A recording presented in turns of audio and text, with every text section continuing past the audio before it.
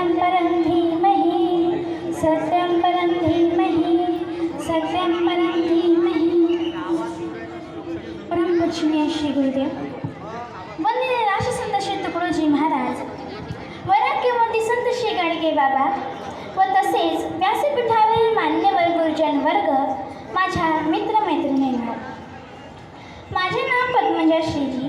मी आज तुमच्यासमोर वंदनीय राष्ट्रसंत श्री तुकडोजी महाराजांनी लिहिलेल्या ग्रामगीतेबद्दल बोलणार आहे।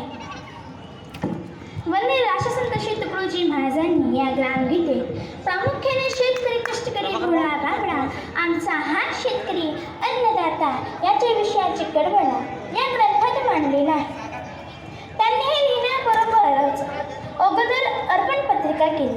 त्यात ते असे म्हणतात, तुझ्या श्रमास प्रतिष्ठा मिळो, सगळ्यांचे लक्ष तुझ्याकडे वळो, मानव तेज तेज झरझरो, विश्वा माझे आयोगे, म्हणून मी तुझसी करतो अर्पण, तू विश्वाचे अधिष्ठान, तुझे जीवावे आदि उत्थान, विश्वा माझी म्हणून या ग्रामगीतेत प्रामुख्याने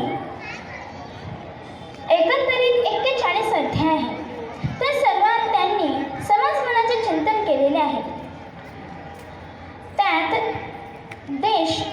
आपला देश हा खेड्यात राहणाऱ्या लोकांचा आहे। जोपर्यंत ही खेडी चांगली अंतःकरणारे स्वच्छ नीटनेटकी राहणार नाही, तोपर्यंत त्यांना मोठापणा कसा देता?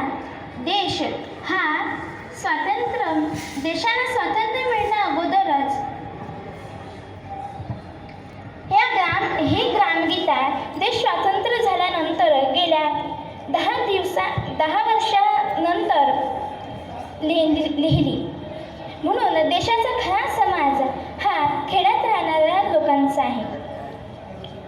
जोपर्यंत ही खेडी नीटनेटकी होणार नाही, तोपर्यंत देशाच्या विकासासाठी काय बोलावे? गावा हा विश्वास नकाशा, गावावरून देशाची परीक्षा, गावाची भंगता व दशा येईल देशा। समाजात संतांनी दिलेले विचारच हे मानवाचे कल्याण करणारे असतात। हेच खरे समाजसेवक असतात। परंतु काही लोक समाजाची जाती, धर्म, पंथ यात विभागणी करून आपली वर्चस्वाची लढाई लढतात। परंतु मानव हा एक आहे याच्याविषयी महाराज म्हणतात, संत म्हणतांनी कथन केले, परी ते पुढे विपरीत झाले, मानवात खंड पाडले पाखंडांनी।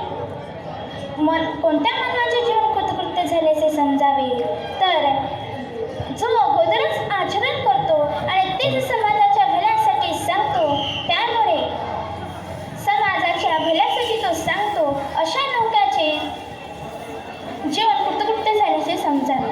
धन्यवाद। धन्यवाद। सर्वांनी जोरदार टाळ्या वाजवून स्वागत करावं।